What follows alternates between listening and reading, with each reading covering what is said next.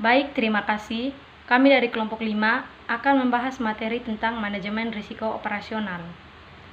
Saya atas nama Lutmiran Elfaradasari dan teman saya Belendini Balo.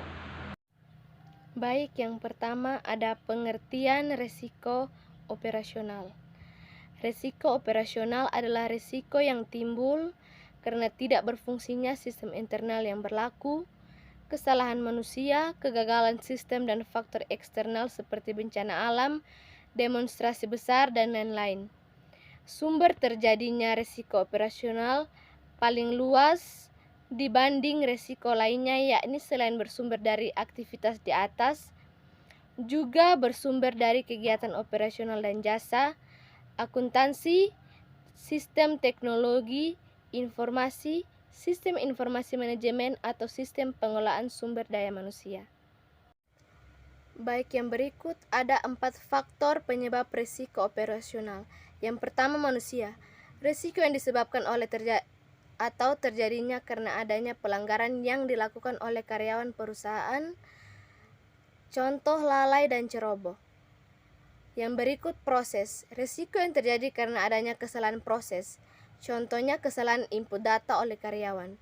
Yang berikut ada sistem, yaitu risiko yang disebabkan karena adanya gangguan sistem, contohnya komputer down hang.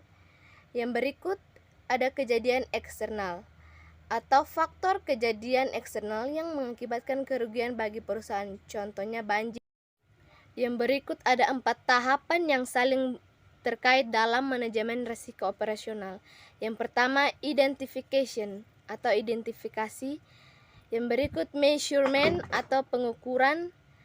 Yang ketiga, monitoring atau pemantauan. Yang keempat, controlling atau pengendalian.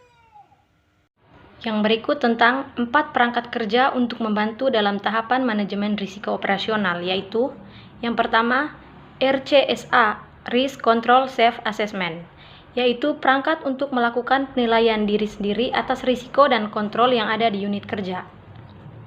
Yang kedua, R atau LED, Risk atau Loss Event Database, yaitu perangkat yang digunakan untuk mencatat data atau kejadian atau kerugian yang disebabkan oleh risiko operasional.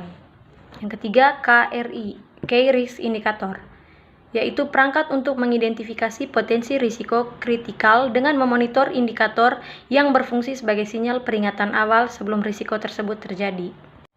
Tujuan manajemen risiko operasional. Yang pertama, meminimalisir terjadinya posisi rugi yang disebabkan oleh proses atau kejadian yang bersifat operasional. Yang kedua, melindungi reputasi bank. Yang ketiga, meningkatkan kepercayaan kepada nasabah atau pelanggan dengan memberikan layanan yang baik. Yang keempat, meningkatkan nilai saham. Selanjutnya, beberapa faktor yang mampu memberi pengaruh pada terbentuknya risiko operasional, yaitu yang pertama, manual risk, yang kedua, computer risk, yang ketiga, pegawai outsourcing, yang keempat, kecelakaan kerja, yang kelima, globalisasi dalam konsep dan produk, yang keenam, kesalahan produksi barang dan tidak adanya kesepakatan tentang penukaran produk. Ada beberapa manfaat yang didapatkan bila perusahaan bisa mengelola risiko dalam proses operasional, yaitu yang pertama, menghindari kerugian yang tidak diharapkan dan memperbaiki efisiensi operasional. Yang kedua, efisien dalam menggunakan modal. Yang ketiga, memberikan kepuasan kepada pemangku kepentingan. Yang keempat, memenuhi tuntutan regulasi.